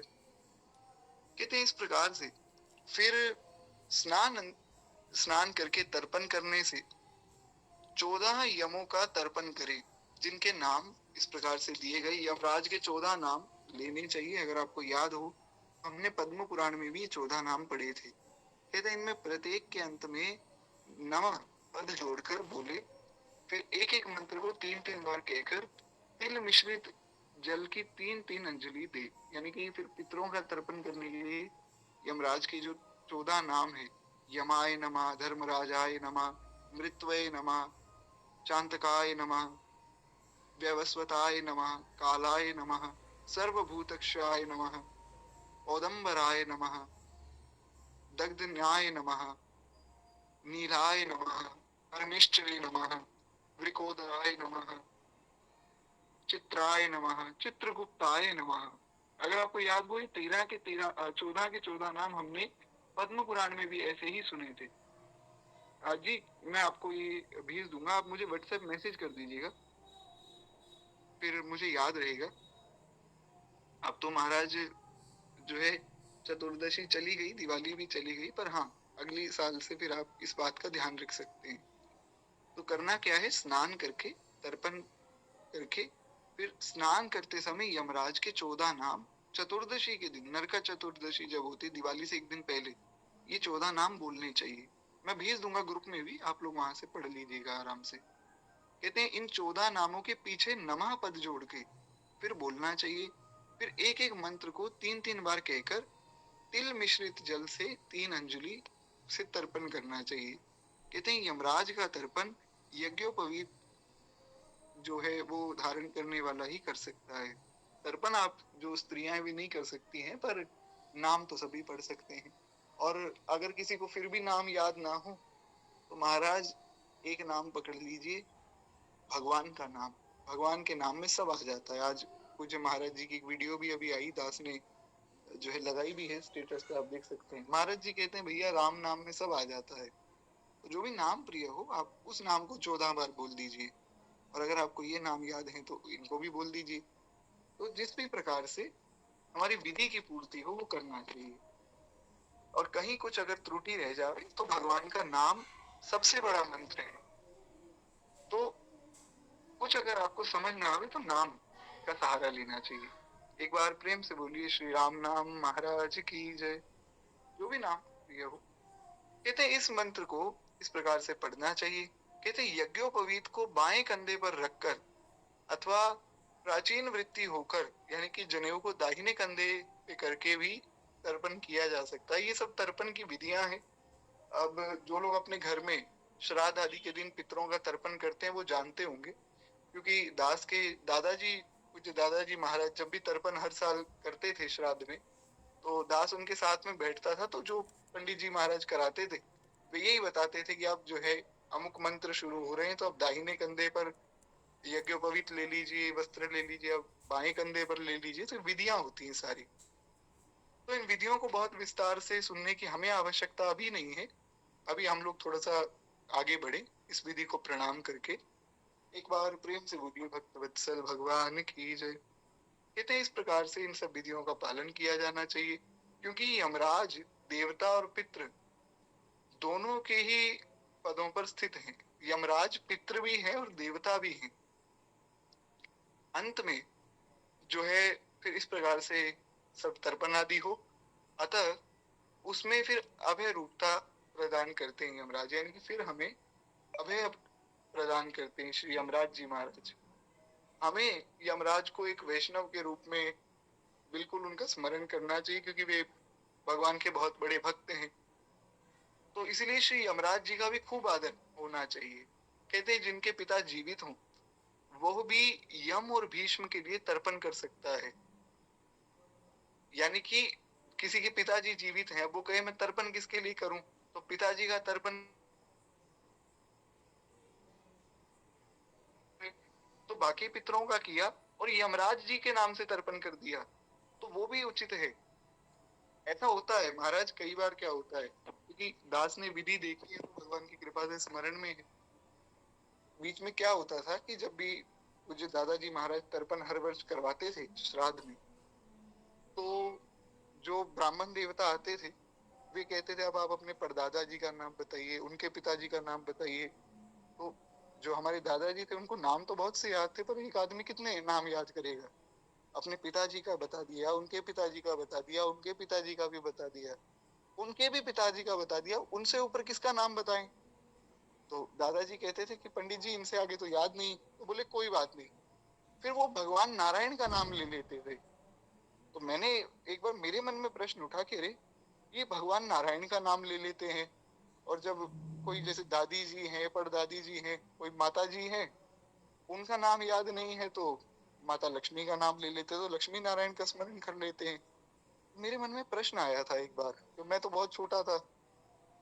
तो फिर जब यहाँ कथा में सुनने को मिला कि भगवान ही सबके परम पिता हैं, जैसे जो सन्यासी हो जाते हैं, साधु हो जाते हैं, अब उनका कोई गोत्र वैसे तो रहा नहीं क्योंकि वो तो अपना पिंड दान कर चुके सन्यासी, लेकिन उनका गोत्र भी जो है अच्युत गोत्र हो जाता है, वो भगवान के गोत्र के हो जाते हैं। तो सबके पिता हैं भगवान। इसीलिए अगर कोई तर्पण आदि कर रहा है और उसे कुछ नाम आदि स्मरण ना आवे, तो भीष्म जी के लिए या यमराज जी के लिए भी तर्पण किया जा सकता है। ऐसी शास्त्र की विधि है। सबके पिता भगवान ही है महाराज। खैर, आशा करता हूँ आप लोगों को आप समझे होंगे कि यहाँ किस प्रकार से विधि का वर्णन आया है। बहुत ज्यादा इसमें विस्तार की हमें आवश्यकता नहीं है, इसलिए मैं समय की मर्यादा का ध्यान रखते हुए थोड़ा सा इसको ज्यादा विस्तृत नहीं कर रहा हूँ। खैर, मेरी आवाज आ रही होगी आप लोगों को, एक बार प्रेम से बोलिए भक्तवत्सल भगवान की जय। आगे वे बताते हैं, पूज्य श्री ब्रह्मा जी महाराज कहते हैं कि कार्तिक कृष्ण पक्ष में चतुर्दशी को यदि अमावस्या भी हो, एक ही दिन जो है चतुर्दशी और दीपावली यानी कि अमावस्या एक साथ आ जाए, तो उसमें स्वाति नक्षत्र का योग बने, तो उस दिन दीपावली होती है। और उस दिन से आरंभ करके 3 दिनों तक दीपोत्सव करना चाहिए। दीपावली के भी अगले 3 दिनों तक खूब दीपक जलाने चाहिए घर में। ऐसा नहीं कि दीपावली पे जगाए और अगले दिन बंद कर दिए। भगवान को तो जो दीपदान आप कर रहे हैं वो तो कर ही रहे हैं, घर में भी खूब प्रकाश दीपों का करना चाहिए। पटाखे तो लोग चलाते रहते हैं, अभी भी चला रहे हैं महाराज। मैं सुबह 5-6 बजे जब उठा तो मैंने देखा सुबह 5 बजे भी लोग पटाखे चला रहे थे। तो बड़ा उत्साह है। पर ये दीपक जगाना और पूजा करना, ये सब विधियां लोग भूल जाते हैं। तो पटाखे भी चलाइए, अच्छी बात है, पर ये विधि का पालन भी होना चाहिए। तो 3 दिन तक दीपावली के बाद भी दीपोत्सव करना चाहिए, क्योंकि एक समय राजा बलि ने भगवान से ये वरदान मांगा था कि मैं जो है छद्म से वामन रूप को धारण करने वाले आपको भूमि दान दे रहा हूँ, और आपने जो है उसे 3 दिनों में 3 पगों में नापा है। 3 दिनों में 3 पगों में भगवान ने उसको नापा था। अतः आज से लेकर 3 दिन तक जो व्यक्ति प्रतिवर्ष पृथ्वी पर मेरा राज्य रहे, और जो व्यक्ति इस दिन भगवान की पूजा करेगा, दीप दान आदि करेगा, उस पर आप प्रसन्न हो, ऐसी मेरी प्रार्थना है।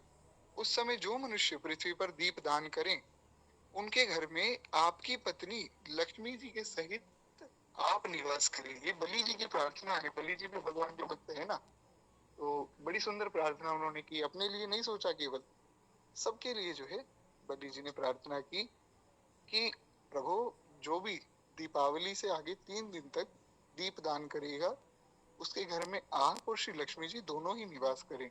ऐसी हमारी प्रार्थना है। एक बार प्रेम से बोलिए भक्तवत्सल भगवान की जय। जी देखिए, बिल्कुल निश्चिंत रहिए। अगर आपके यहाँ नेटवर्क की कोई दिक्कत है तो बिल्कुल आप घबराइए नहीं, क्योंकि बहुत से लोग हैं ऐसा जिनके साथ हो जाता है। इसलिए तो कथा रिकॉर्ड हो रही है ना, तो आप जहां जहां जो भाग आपका रह जाए वो आप रिकॉर्डिंग से भी सुन लीजिएगा। कहते हैं दैत्यराज बलि को भगवान विष्णु ने चतुर्दशी से लेकर 3 दिनों तक का राज्य दिया था। इसलिए इन 3 दिनों में यहाँ सर्वथा महोत्सव करना चाहिए।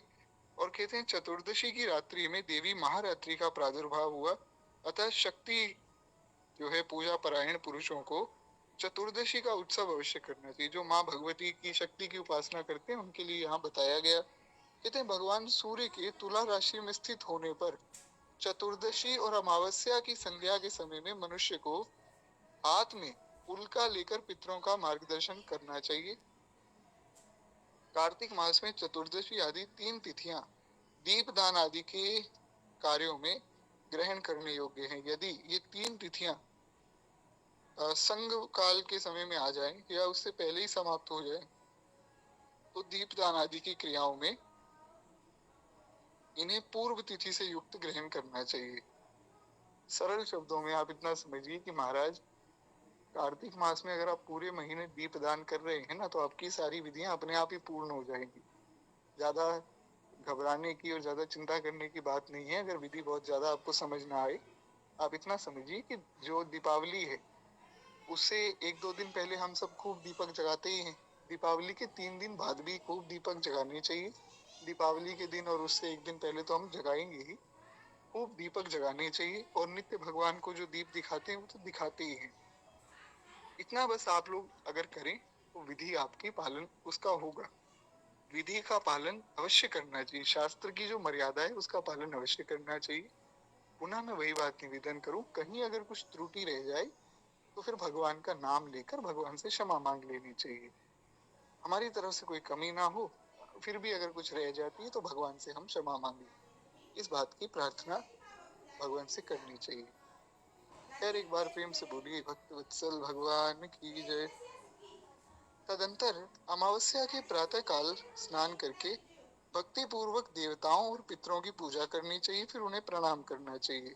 फिर दही दूध घी आदि से पावन श्राद्ध करना चाहिए। कहते हैं इस दिन बाल को और रोगियों के सिवा और किसी भी दिन किसी को भी जो है भोजन नहीं करना चाहिए। छोटा कोई बच्चा है तो वो तो बेचारा भूखा रहेगा नहीं, या कोई ऐसा रोगी है जिसको जरूरत है खाना तो पड़ेगा ही, तो उन दोनों को छोड़ के कोशिश ये करे कि बाकी कोई भी व्यक्ति जो है अमावस्या के दिन भोजन ना करे।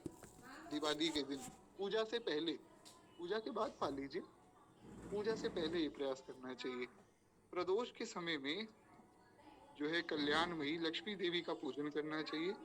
उस दिन श्री लक्ष्मी जी का सुख बढ़ाने के लिए जो उनके साथ कमल के पुष्पों की शैया बनाता है उसके घर को छोड़कर लक्ष्मी कभी भी नहीं जाती। दीपावली के दिन जो कमल के पुष्पों की शैया लक्ष्मी जी के लिए बनाता है ना, तो लक्ष्मी जी आप इसमें निवास कीजिए, फिर लक्ष्मी जी उसके घर में सदैव सदैव के लिए निवास करती हैं।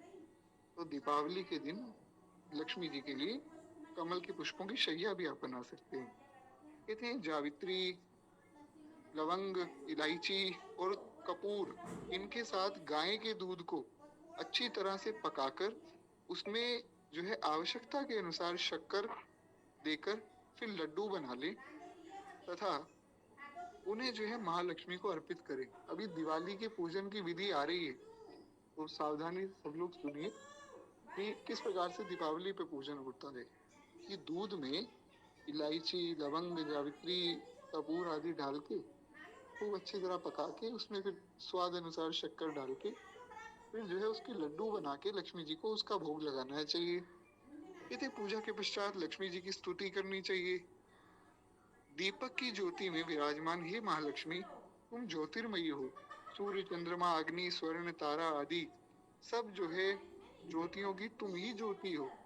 यानी कि जितने भी प्रकाशमान ज्योतियां हैं उनकी वास्तविक प्रकाश तो तुमसे ही है ना, आपकी कृपा से ही है। तो तुम्हें नमस्कार है। और कार्तिक की दीपावली के पवित्र दिन को इस भूतल पर और गाय की गोष्ठ में जो लक्ष्मी जी शोभा पाती हैं वे सदा मेरे लिए वरदायिनी हो, ऐसी उनसे प्रार्थना करनी चाहिए। एक बार प्रेम से बोलिए श्री महालक्ष्मी जी की जय। कहते इस प्रकार स्तुति करने के पश्चात प्रदोष काल में दीप दान करना चाहिए। अपनी शक्ति के अनुसार देव मंदिर आदि में जो है दीपकों का वृक्ष बनाना चाहिए। संभव हो दीपकों का आप वृक्ष बना सके तो बहुत उत्तम बात है। हालांकि इससे पूर्व दास ने कहीं ये बात सुनी नहीं थी, पर स्कंद पुराण में इसका भी वर्णन आया है। कहते हैं चौराहे पर, शमशान भूमि में, नदी के किनारे, पर्वत पर, घरों में, वृक्ष की जड़ों में, गौशालाओं में, चबूतरे पर और प्रत्येक घर में दीपक जलाकर रखना चाहिए। मान लीजिए कहीं आप अपने घर में खूब दीपक जगा रहे हैं दीपावली के दिन, आसपास कोई गौशाला है या कोई मंदिर है, तो वहां भी दीपक जगा के आइए। गौशाला में जगाइए, कोई शमशान हो तो शमशान में भी महाराज एक आधा दीपक भगवान को अर्पित करके फिर प्रसाद रूप में शमशान में भी रख दीजिए। पहले सब कुछ भगवान को अर्पित होगा। हमारे यहाँ वैष्णवों का सिद्धांत तो यही है ना, भगवत अर्पित ही सब कुछ लेना है। तो पहले भगवान को अर्पित करना है, फिर आप गौशाला में रखिए। अब मंदिर में रख रहे हैं, वहां तो भगवान को अर्पित होगा ही पहले जाकर। वहां तो आप जो है अमनिया भी ले जा सकते हैं। गौशाला में फिर रख दीजिए, फिर आप शमशान में रख दीजिए। कहीं कोई आपका दूसरा घर है, किसी के 2-3 घर होते हैं, तो वहां को दीपक जगाइए। तो इस प्रकार से कहीं वृक्ष मिल जाए तो वृक्ष की जड़ों में रख दीजिए। जहां जहां प्रकाश कर सकते हैं करना चाहिए। हमने ये बात पद्म पुराण में भी सुनी थी, वहां थोड़ा अलग ढंग से बताई गई थी। बात यही कही गई थी, बात अलग नहीं थी। बात यही थी कि जहां जहां आप प्रकाश कर सके, जो जो स्थान मिले, खूब प्रेम से वहां दीपक जगाना चाहिए। खूब अच्छे से जो है प्रसन्नता से दीपक जगाने चाहिए। कहते हैं इस प्रकार से पहले ब्राह्मणों को और भूखे लोगों को भोजन कराना चाहिए, फिर स्वयं अच्छे नए वस्त्र पहन के और आभूषणों से विभूषित होकर भोजन करना चाहिए। कई लोग ऐसे प्रश्न भी करते हैं ना कि अरे ये कहाँ लिखा है पटाखे चलाने हैं, ये कहाँ लिखा है नए कपड़े पहनने हैं, ये कहाँ लिखा है मिठाई खानी है। तो वो यहाँ लिखा है, पुराणों में सब बातें कही गई हैं, इसलिए दीपावली पे नए कपड़े पहने जाते हैं। कहते हैं जीव हिंसा, मदिरा पान, अगम्य का गमन करना, चोरी करना, विश्वासघात करना, ये 5 नरक के द्वार हैं। मदिरा का पान, किसी जीव को तंग करना, जीव की हिंसा, अगम्य आगमन, कहीं ऐसे स्थान पे चले जाना जहाँ नहीं जाना चाहिए, किसी ऐसे व्यक्ति के पास जहाँ नहीं जाना चाहिए, चोरी करना और विश्वासघात करना, ये 5 नरक के द्वार हैं। इनका सदैव त्याग कर देना चाहिए। तदंतर आधी रात के समय में नगर की शोभा देखने के लिए धीरे धीरे पैदल चलते रहे। हमारे यहाँ ये भी व्यवस्था आई। अब सबको पता है कि महाराज नगर सजाया गया। कोई भी आप कहीं भी रहते हैं, सारे भारत में ही दीपावली होती है और सब अपने अपने घरों को सजाते हैं। कोई मंदिर सजाता है, कुछ करता है, तो सबके मन में उत्साह रहता है कि चलो देख कर आए कहाँ क्या क्या बना है। तो शास्त्र में उस बात का भी ध्यान रखा गया। इसका आशय समझिए कि एक व्यक्ति अगर अपना जीवन शास्त्र विधि से जिए, तो ऐसा नहीं कि वो ये सोचेगा कि अरे मैं तो पूजा पाठ ही करता रह गया, मैं तो कुछ देख भी नहीं पाया। शास्त्र में हर चीज का विधान आया है, बस हमें सावधानी से सुनना पड़ना है।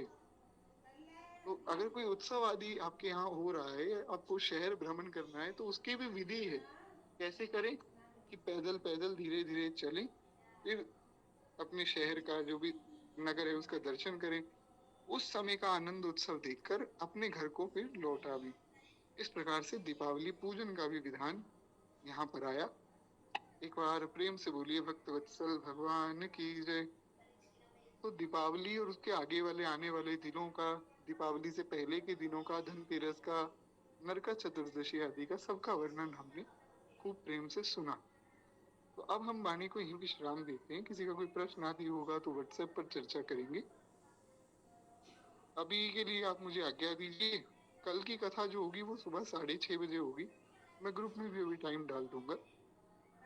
गलती भूल के लिए क्षमा कीजिए। एक बार प्रेम से बोलिए विष्णु भगवान की जय, श्री बाल कृष्ण भगवान की जय, गौरी शंकर भगवान की जय, आज के आनंद की जय, सब संतन की जय, सब भक्तन की जय। जय जय श्री सीताराम, जय जय श्री राधे श्याम। नमः पार्वती पतये, हर हर महादेव शंभु हर। अभी के लिए आज्ञा दीजिए। जी बिल्कुल, आप मुझे व्हाट्सएप पे मैसेज कर दीजिए, मैं देख लेता हूँ। नारायण नारायण।